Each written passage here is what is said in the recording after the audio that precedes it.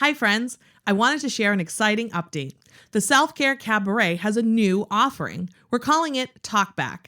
If you're familiar with the theater space, you may have participated in a talkback before. After a performance, the cast and crew comes back out on stage to chat with the audience and answer questions. Think of it as a casual, guided discussion. Inspired by this and by popular interest, we've come up with a talkback for the Self-Care Cabaret podcast. Groups can listen to a podcast episode or two of their choosing, then all come and lead a discussion either in person or virtually of those episodes, expanding on the big ideas. It's a great option for groups looking for short, impactful professional development, or smaller teams looking to get an introduction to self-care and well-being. I just had a talk back with a team of high school support staff, and let me say, it was so much fun.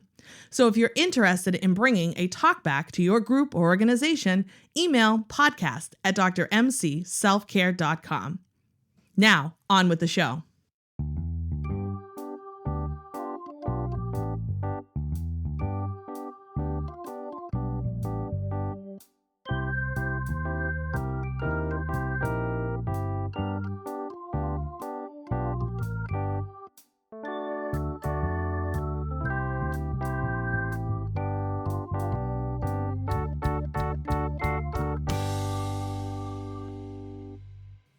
Welcome to another episode of Dr. MC's Self-Care Cabaret podcast. I'm Teresa Melito-Conners, a PhD-level self-care expert in the greater Boston area with a passion for helping others recognize the importance of caring for themselves. Today, we're going to talk about gratitude. Did you know that there's actual science and research that tells us that when you practice gratitude, you actually rewire neural pathways in your brain to help improve your mood, increase your happiness, and even increase your productivity and overall well-being? How cool is that? So let's talk about some easy ways that you can get started developing your attitude of gratitude. First, you can say thank you. You can give someone a sincere compliment. You can also start a gratitude journal. You can make it simple or fancy if you'd like, but the idea is every day or whenever you think of it, write down 3 to 5 things you're grateful for. Really think about all that you have to be grateful for, big and small. You can even think about abilities you have that you're grateful for, possessions, people, things, senses, foods, smells, tastes, whatever. When your gratitude journal can really get down to the nitty-gritty. Additionally, you can start a gratitude jar. So the idea here is that you get some sort of box or container, again, it can be as fancy or as simple as you'd like, and some little slips of paper. And when you think of it, you write down something on the slip of paper that you're grateful for, you put it into the jar, and at a later date, you go through all the things you added to the jar to remind yourself everything you have to be grateful for. I think this would be an excellent activity to do in a classroom, perhaps at the start of the school year or whatever feels good for you. And then as a class, you can go through it towards the end of the year or at a later date. I think that's a really cool activity. You could also write someone a gratitude letter. So perhaps there was a mentor or a coach or someone you never quite fully thanked, or maybe you did thank them and you want to thank them again.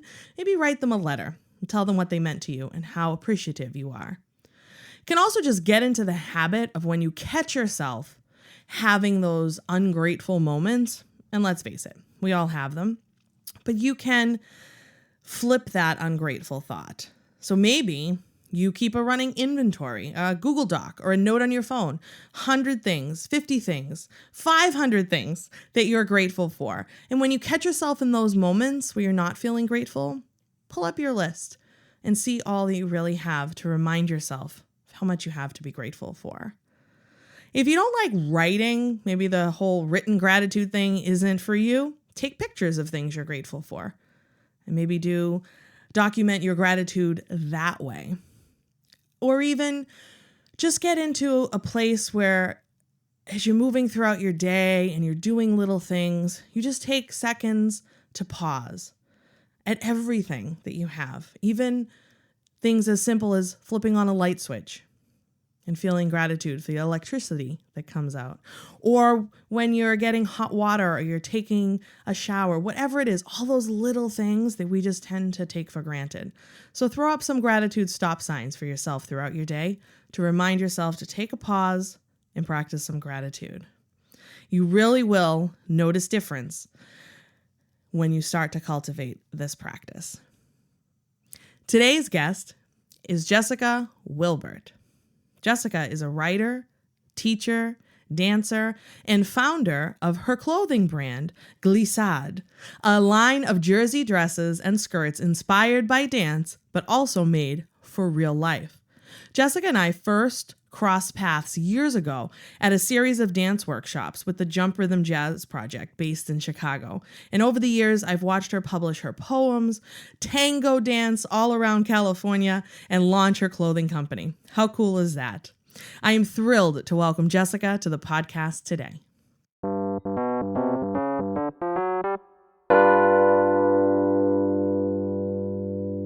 All right, we're recording. Jessica, thank you so much for joining us today on the Dr. MC Self-Care Cabaret podcast.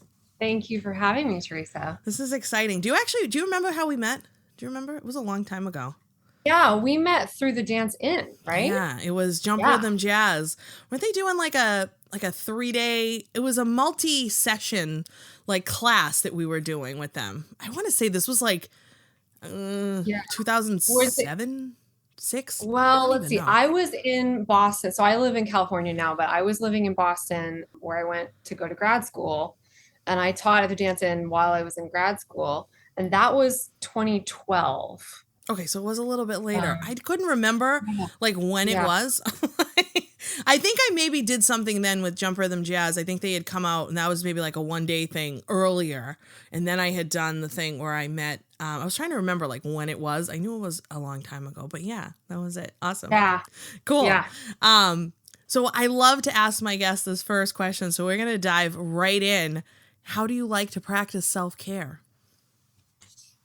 Yeah, self-care is, and I'm very much of the same mind as you, that it's wonderful to have the sort of lovely surface things like the bubble baths and the massage day or whatever, but it's so much deeper. Yes.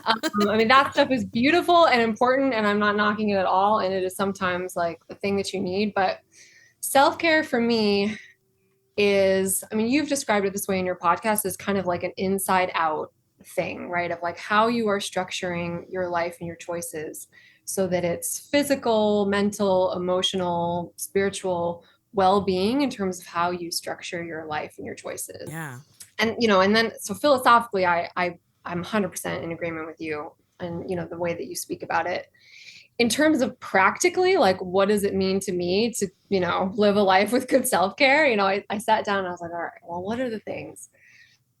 And you just did a podcast about this. It was the first thing I wrote down for myself, which was I listened to my body about rest. Ooh, yeah. About rest. So that's huge. I mean, that right there, which I didn't do for many years. And to be honest with you, a lot of us in a lot of careers that we have kind of can't do well. Yeah. And I used to be a full-time classroom teacher, and I was finding that I was just failing at that, listening to my body about rest. But I really do that. My body will tell me. It'll tell me when I need to slow down. It'll tell me when it's dehydrated or it's overwhelmed, either like emotionally or, functionally. It'll tell me when, I just need to sort of check out and spend some alone time or spend some time in nature. It'll tell me when it needs to sleep.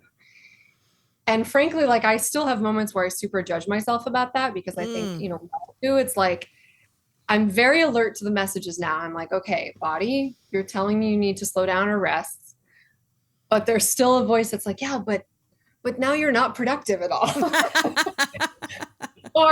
or still the kind of thing where it's like, if particularly right now we're in this heat wave in Southern California, and there's times where it's like, I'm just going to have to accept that I'm not going to get as much done in a day because it just zonks me out.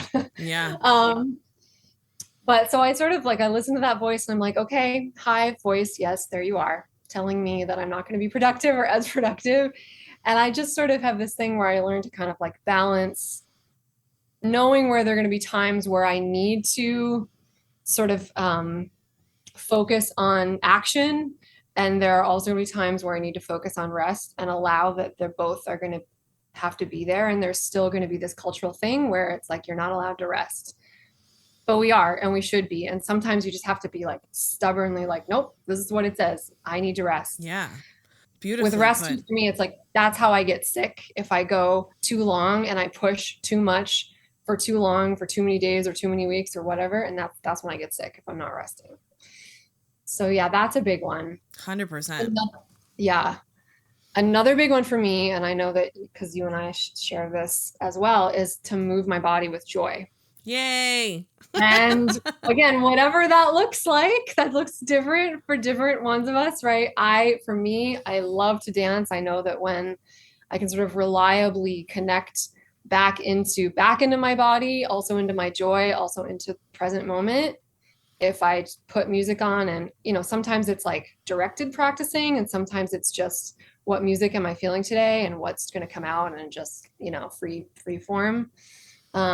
I have a standing practice session with a tango friend, here in San Diego. So we have like a standing studio practice session every week, to practice tango. So that's a big self-care one for me. If I am not moving my body and dancing after so many days, a period of time, I become a grumpy version of myself.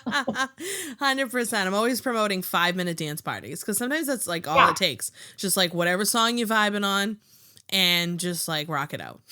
Yeah. And it can change your mood entirely. And then there's this other benefit of it, which is like, it's also exercise. It's also healthy exercise.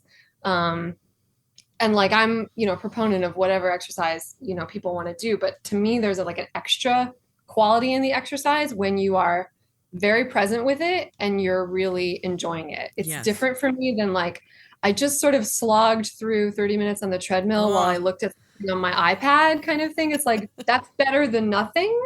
But if you were able to move your body and be really present with it and joyful while you were doing it, I think that's better quality exercise to me. Absolutely. So. And if you've listened to the podcast, you may know this, I have a complicated relationship with exercise, shall we say. Dance has always been really important to me, but when I got wrapped up in my disordered eating and my exercise bulimia, I used it as a purging method, and it just not a good way to be, not recommended at all for so many reasons. But now to like reconnect with movement, and when I was in kind of in the earlier stages of the healing journey, I had really gotten to a place where I was just over exercising, like really to dangerous levels. And I remember my eating disorder dietitian saying to me, movement is supposed to be joyful.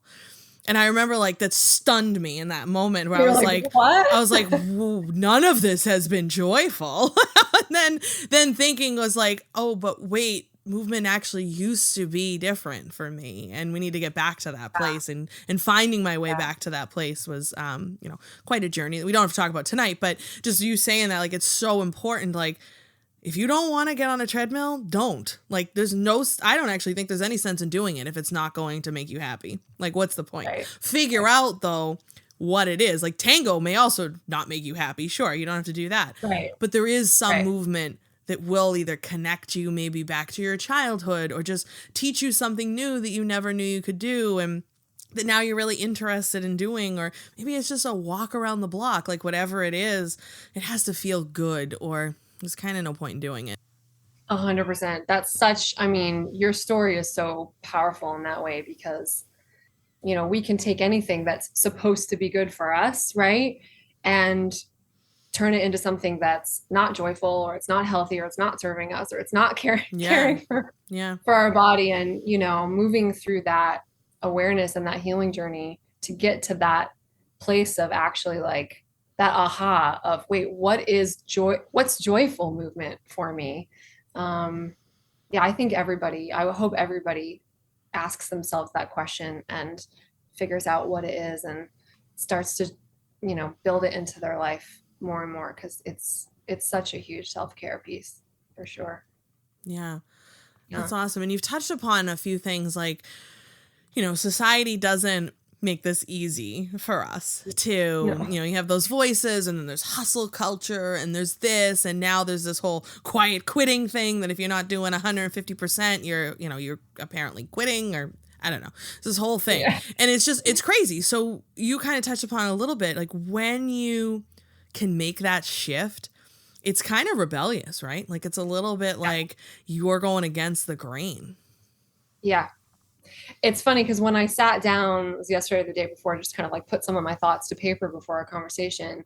One of the things that came up was it really does feel like a sort of kind of a throwing off of or an exiting of a lot of the ways that we're told to be if you want to pursue, these things that you talk about and that you advocate for, because a lot of the work world will not encourage you to do that. A lot of the culture will not encourage you to do that. So there is something brave about it. And I certainly, this, a tiny slice of my story, right, is that I was a full-time classroom teacher. And it's not, unfortunately not an uncommon story, but I was really, really burning it out. Yeah. I felt like I was in deficit all the time in terms of energy. I then started to develop chronic gut issues that were really like uncomfortable and painful. And it took me like 4.5 years to sort of figure it out and start to heal that. And I remember literally the day walking back from the doctor's office thinking like, I have to change my whole life around. There's not a Band-Aid for this. Like I can keep going with this and try and Band-Aid it, but that's not really going to get at it. I'm going to have to change the whole thing around. And I won't, I did, I like burned a lot of my life to the ground. I'm not going to lie. It has not been, it's been quite a sort of bumpy journey in a lot of ways, but also all of the like incredible growth in my life in the last 5 years or so since I've done that has come as a result of that. And it's come as a result of that kind of like bravely choosing to do things a different way or to exit out of, the way that it seems like we've all got to do stuff. The way we've all have to work, the way we all have to live. Yeah. I So really like that. that. The bravely exiting from the way you like think it has to be or something like that. That may be the episode title, something along those lines, because I think it is brave. I think of it as sometimes rebellious, and I've always liked to be a rebel. so it fits perfect, but it's different. You know what I would say about that to all of the good girls out there who like went through a lot of their life not feeling like they were in touch with their rebel, because that was me. I was the like, don't upset anybody, and don't do everything, be the nice girl, and like I had to find my sort of fierce rebel where I was like, no, That's awesome. I'm going to do things a different way, and it's going to get me not liked in a lot of instances. And I'm going to be okay with that because I'm finding the me that I like. And that is so crucial. It is. And I commend you for realizing that. And your story is, common. It's shared amongst, I work a lot with teachers and educators and school staff, and it's very common. And also when you neglect your needs, you find out that you start to develop unpleasant health consequences. And that definitely sounds like it was a fast track to burnout, and your body was screaming for help. And I'm so glad that you listened and that you were able to burn it all to the ground. To take the steps, so to recognize like this is not a path I want to continue down. And you're doing so many cool things that I want you to talk to us about tonight. So you want to talk about your clothing brand, which I'm like obsessed with. Yeah, I'm obsessed with it too, which is how I know it's a good it's a good path at least to be developing. So I guess it was just prior to the pandemic. And again, I'm a tango dancer. I've been dancing tango for about 5 years, and Argentine tango. And I've always loved fashion. I actually got an undergraduate degree in fashion. So that's always been there. And, there was this desire of like, oh, well, I'm always thinking about what kinds of things I want to wear dancing. And some of that was functionality, because you have to be able to move in it, how you need to move. And some of it was, you want to look cute when you go out social dancing. But there was also kind of a thing of like, there's a real kind of like homogenous style in the tango world. Everyone tends to sort of look the same or dress the same. And I just kind of had this thought. I was like, well, I want something that looks good. I can move in it, but I can also wear it elsewhere in real life. It's not just this tango dress that I wear, to tango events. And I just started tinkering with designs. This was like just before the pandemic. And I sewed with my mom as a child. So I got out my old sewing machine. And truth be told, my skills at that point were not very good. But, I just was like, I'm going to play around. Not really, it wasn't a formed sort of an end goal, I think, at all. It was just a kind of tinkering and playing with something that was interesting to me and fun to me, which is one of the things I've realized in my life of I think that's how we find our way through to our more of our purpose and our authenticity is we want to know the outcome and the answer. And we want to know the 10 linear steps down the road that's going to lead to the goal. But you don't always. Right. And I think sometimes that blocks us from just playing and exploring. So I just started to play with designs. And then of course, everything shut down. There was no social dancing to be had. And I was home all the time. And I thought, all right, well, this is a great time to be holed up and working on designs. And what is cool for me about it is it brings together a couple things that are really me, right? Which is dance. They're jersey dresses that you can dance in. You can wear social dancing, but you can also wear them anywhere else. I like to think like, for sure. You can go to brunch in them, which is what I wanted the designs to be. And it brings together my love of fashion. And there's of course always a little kind of like love of vintage style, because I love that too. And I love textiles. I love color and print. And so, yeah, so it's been an interesting path, particularly to be building it during, the last couple of years when things have been so wild and so kind of shut down. But I know what is this? This is September. I guess this last month I officially finished my website, and I've got some beautiful dresses and skirts that I've been doing almost everything myself too, which is, I guess I wouldn't necessarily advocate it's like the easiest way to start something. But that's what being an entrepreneur is all about. Trust me. It's just the scrappy way. So I actually like that part of not knowing how to do stuff. And I'm like, well, I'm gonna roll my sleeves up and figure out how to do it. So I've learned a tremendous amount, but it does feel really, really cool to kind of have followed. It feels like following the breadcrumbs of something that just feels like you. It just feels fun and you just want to do more of it. And as the breadcrumbs go, you eventually are like, oh, I think this is a brand. I think this is a little brand that I want to birth out into the world. And right now it's still incredibly small. And, I have someone locally making the dresses, but at some point I would love to get to a point where I'm not cutting the stuff and driving it over to Jackie's house for her to make it, like that. But, we'll just kind of see where it goes. So yeah, it's been a real fun thing for me. Are you looking for exciting, engaging, and useful professional development and workshops for your school, business, or organization? Well, look no further. Dr. MC offers a variety of options and topics related to self-care and renewal, trauma recovery, building resilience, developing a growth mindset, stress management, and more, completely customizable to fit every need. And coming soon is a new program to help high school students manage the challenges they are facing today and the increasing concerns around mental health. Visit drmcselfcare.com to learn more and request a session. Yeah, it's so cool. And at some point we're going to have to talk, because I may have to, I may have to do custom sizing. I did see your sizing goes up to XL, I think, right now. I think so. I actually wanted to ask you about that because I really want to do inclusive sizing, and some of the questions are just for me in terms of figuring out like how to do that, how to best do that when you're super small and you're not carrying inventory and stuff like that. But I would love to do that. Like I would love to, and in fact, I think I told you once of like, I'd love to let the customers also let, like I have somebody who, a friend who's quite petite, and she's like, yeah, but not only where things fall on me, but the slit, if there's a skirt or a dress with the slit, she's like, the slit doesn't fall in the right place because I'm, she's 5'1" or something like that. So I want to let people tell me like, this is what I need for my, a lot of places don't, they're not doing like multiple, petites shorter sizes or larger sizes and that kind of thing. So I would love to do that.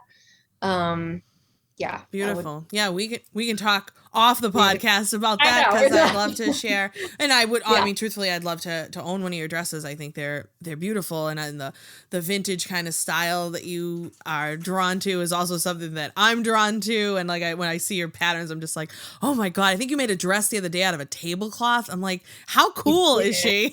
I made a dress out of a vintage tablecloth. It's so much fun.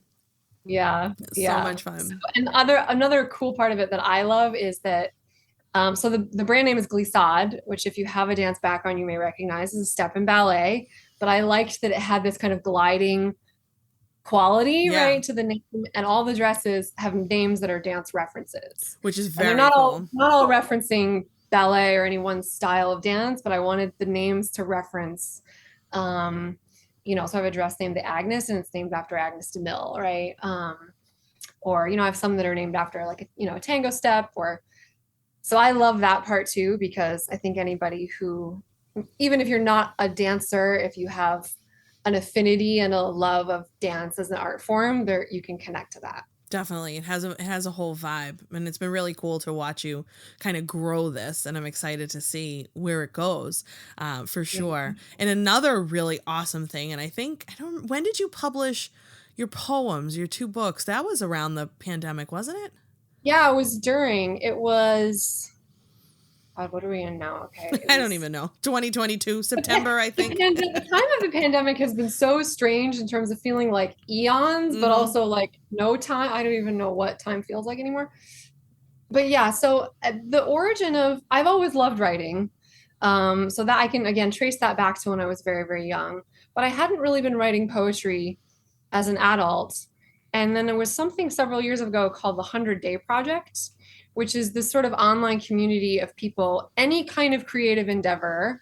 It's like this, everybody sort of joins together, starts at the start of 100 days and commits to doing a little bit of some creative project of theirs every day, or as many days as they can, right? And sometimes people will share and hashtag on social media about it. And I just thought, well, that sounds fun. And I'd been writing a little bit, and I was like, why don't I try and write a poem every day? Fun. For 100 days. And I mean, I'm sure I didn't get 100 poems exactly in 100 days, but I was like, wow, actually, I really enjoy this. And something, part of, again, my expression feels like it's coming out. And I just kind of kept going with that. Again, not having any idea of like, I want to publish a book when I started. Just trusting the journey. I was just doing it because it felt fun. It felt fun. And then people responded to it, and I kept going, and I was like, oh, wow, I'm actually creating kind of a body of work that I'm proud of. And then I decided, well, I'm going to, again, do it yourself, DIY. I was like, all right, I'll just self-publish a collection of poetry. And I did 2 of them. One was poems actually centered around dance, because of course that came up, especially trying to sort of express in words or poetry, what the experience of dancing is like. Because I think people really there's like a universal sort of experience of some kind of self-expression, of freedom, of joy, of connection. We can, something melts away, sometimes when we're dancing, and we can just be in a state of flow. And that was such a beautiful thing. And I just wanted to try and put it into words, So yeah, so I've loved doing that too. I mean, I love writing. The writing shows up in some of my freelance work, and some of my in Glissade, and writing, copy for the brand and the website, and then in writing poetry, and, kind of putting a collection of poems together in a book. And it just, again, every time I do something like that, I guess the theme I would say is it starts off not really knowing an end outcome. It starts off me just following. It's like following the joy crumbs. Yeah. and being willing to see where they go. And then when I feel like it takes form, it feels like a real piece of me, of my authentic self, kind of birthing into the world. And there's something super gratifying about that. I'm sure you have that experience too, of starting a podcast and being able to create something, and you're sharing a piece of you. 100%. Even the whole, as you were talking, I was thinking kind of the whole Dr. MC Self-Care Cabaret was a little bit following the breadcrumbs, and I'm still following the breadcrumbs as I kind of figure out what this really is and where I can take it and what it's going to be and all these big ideas that I have. But it's really funny when I think like it's me. It's who I am, the Self-Care Cabaret. It's very Broadway. It's very flashy. It's very zesty. That's me. Like, that's who I am and how I show up in the world. It's energy. It has a lot. And it's funny because I think back to years ago when I started it, which was just like, you know what, let's start sharing this with the world. I was in my doctoral program and I wanted to share my knowledge. And I just started a Facebook page, and my husband and I came up with the name, and I was like, oh my God, that's the perfect name. And I started the Facebook page and just sharing like inspirational quotes. And I was getting some gigs presenting like at workshops, mostly volunteer to start. But I had done this pretty significant conference nearby, and it was a really great session. It was one of my really early ones. And it all kind of clicked for me. And I remember calling my mom afterwards and like getting emotional talking to her on the phone, because I was like, this was a really roundabout way to continue to perform. Because to me, when I do this stuff, I still get that hit off of being on stage, like the same thing of like dancing and performing gives me. But I'm doing it and I'm so in control of this, and this is my expression. Like, I'm not having to do auditions and like that whole thing anymore. So it's kind of the more fun pieces. But when I get to do my podcast, or I get to stand in front of a group of teachers and tell them about how to practice self-care, or I jump on my stories in the morning and I share that piece of me, it's performing for me in such a way that it's just like in my soul, and like not like performing in like a fake way, because it's really authentic and honest and real and true to who I am, but it fills that same place. I don't know if that made any sense. I mean, no, it makes 100% sense. And what I think is particularly cool is that, I think sometimes we're starting out and we think that there's only one or two or a couple limited ways to, for example, for you, be a performer. Right. You as a young person have thought, well, I want to be a performer, and so that must mean that I'm going to be on Broadway, or I'm going to do that thing, which that's beautiful, and people end up there, and that's part of their path and their journey. But I think we forget that there are actually, again, if you follow the breadcrumbs of you and your authentic path, that being a performer might show up and look different than you thought it would, but it's actually still that core element for you. And sometimes it's just staying open, to that. And then you find yourself there and you're like, oh, I'm doing a number of things that are really me, that are really my gift. I'm doing them in a way that is performing. It's just not maybe what we thought being a performer would look like when you were 20 and you were like, I want to be a performer. Yeah, I'm heading to Broadway tomorrow. Yeah, no, it's just, it's kind of funny. And you've said so many beautiful things. Even the following the breadcrumbs to your authentic self it could be a great episode title too. Like, when we really think about like the journey and how we can evolve and get there, but still honor and celebrate the pieces that make us who we are.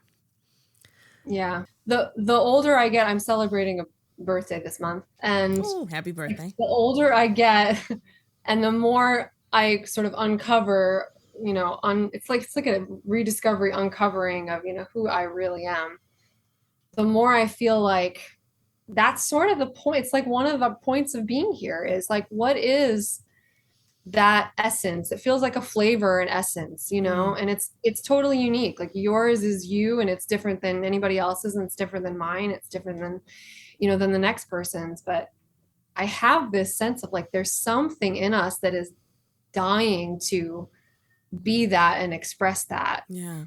And it's not easy in this world. No, really and I wish we could learn these lessons earlier. Like, imagine. I know. I know. If I had these awarenesses and oh God, when I was 20 or 25 or 30, yeah.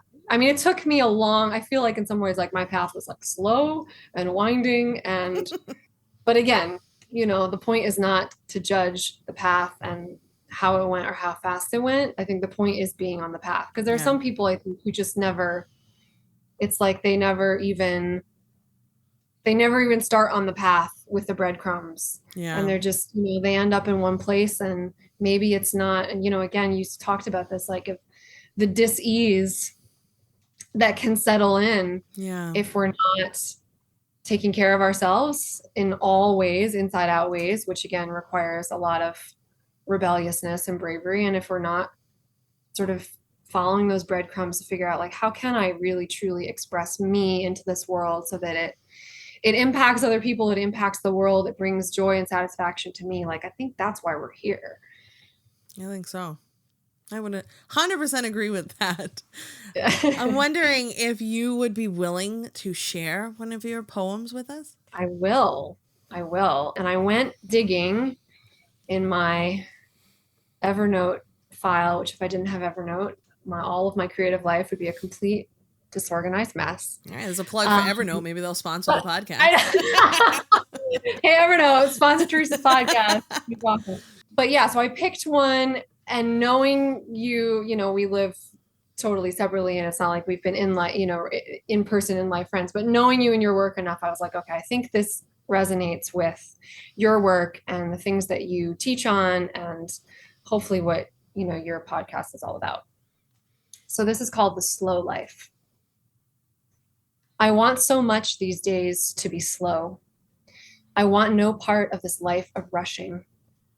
I want to savor, to still, to marinate, to breathe, to tend, to bring presence, to be.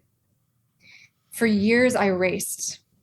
I was trying to beat time, to push past the messages of my body.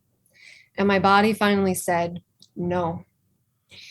I don't know for sure what this new world we are heading towards will look like, but I know that in it, I want a pace that is less is more, that forgets what pushing feels like, that honors the messages of the body before all else, that places the utmost value on deep being, that knows love and rest and joy and nature and stillness are divine currency.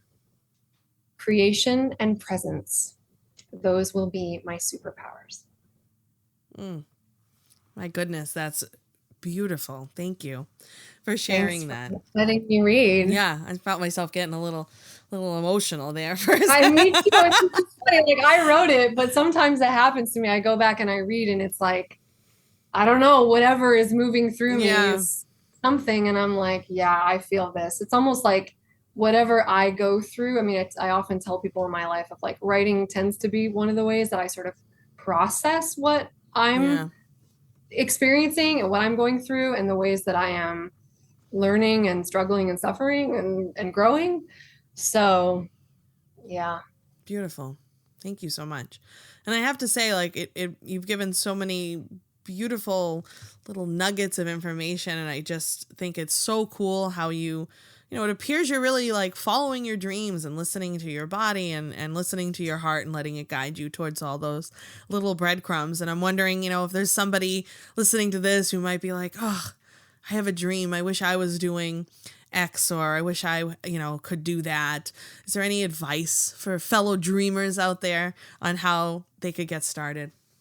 Yeah. Well, I think the first thing that comes to mind is to say, I am very proud of the growth that I've done, and the dreams that I've followed, but it's in no way like a completed thing. No, we're still on the journey. Yeah, we're still on the journey. But even with me, it's like, at some point I would love, like, my entire livelihood to be made up of those pieces, but, like, it's not now. And it's been bumpy, and it still continues to be bumpy. And so I don't want anybody to think like it's all sunshine and rainbows. Sure. And, you're like, oh, I followed a dream and there it is, and now everything is perfect. Like, that's not been my experience. It's not been mine either. I mean, we're real clear. It'd be a disservice to talk about it of, like, following your dreams, and it's so wonderful, and, it just, look how great it is. No, I mean, it's great.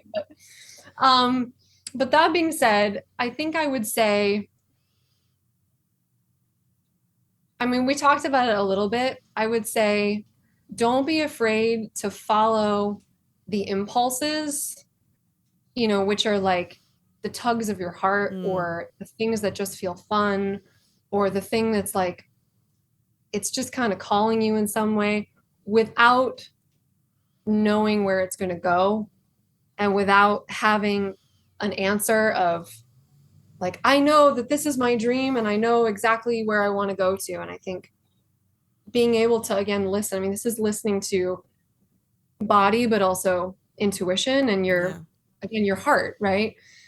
And being able to say, all right, well, there's something that is calling me in some way to do more of. And again, maybe we stop ourselves because we have no idea what that path's going to look like. We have no idea what the steps are or where they're going to go. But I would say, don't let that stop you from just putting one foot in front of the other towards something, and even if you're like, well, I'm just going to devote a little bit of time every week to just playing, just looking, you know what I mean? Like just trying, just tinkering, just playing with some element that, maybe you feel like this is in my heart somewhere as a dream.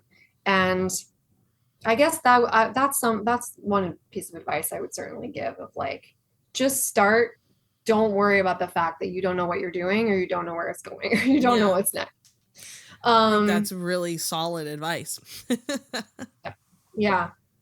I'm trying to think. I mean, are there other elements to be honest, there's something that I know for myself, which is some of the time what's stopping us is like a real fear of stepping out and being seen, even in what seem like little ways of like just showing up on social media, you know what I mean? And posting stuff on social media. And so one of the things that I know for me in my own kind of journey, my sort of healing journey and my,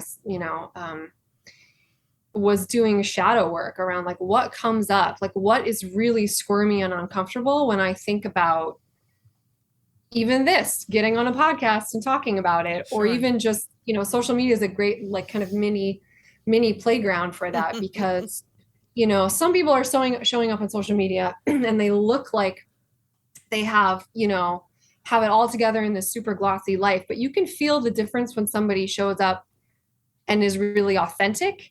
And that's also, it's like the good, the bad, and the ugly. It's not just like only the super glossy Instagram side that you're willing to share.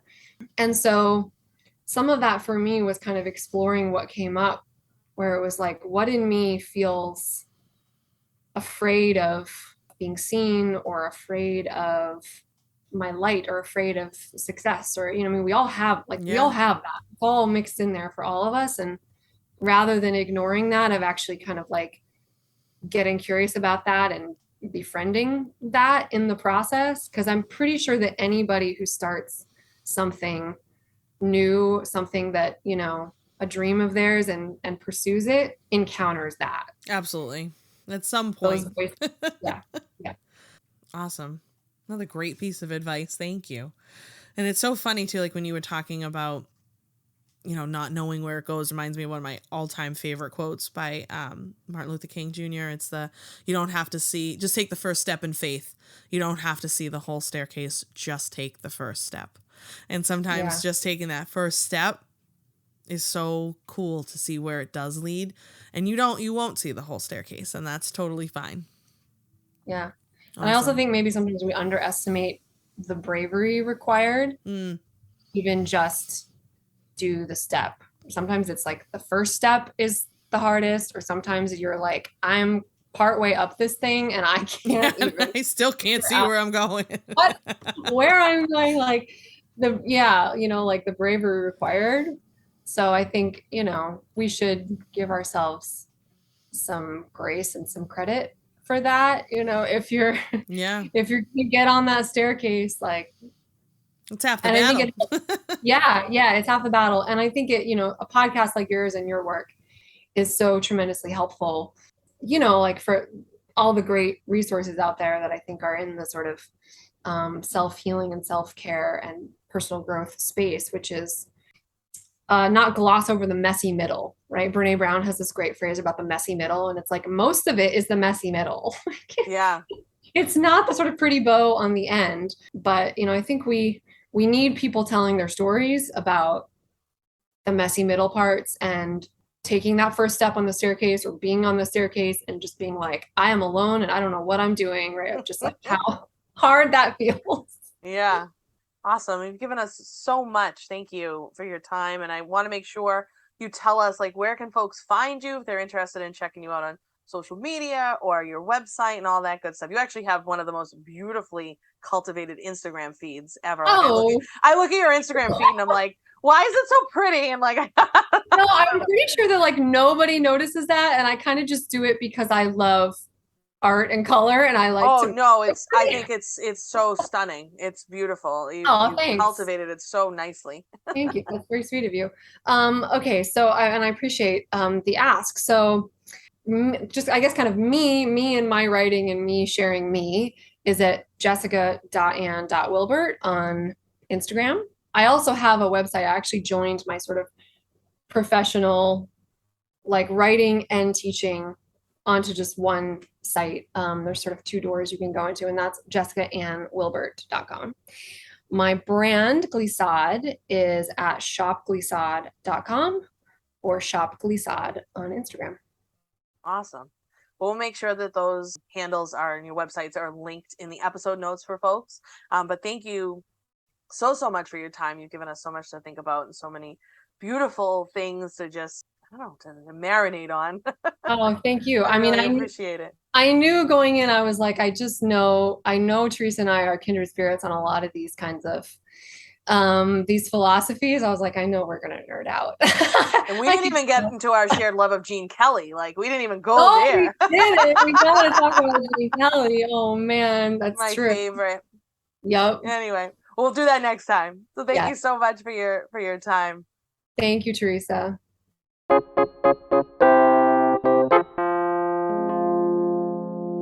I love how aligned Jessica and I are with our ideology on self-care and our practices. And we know dance is so powerful. And Jessica's advice for the good girls out there listening, I hope you're taking note.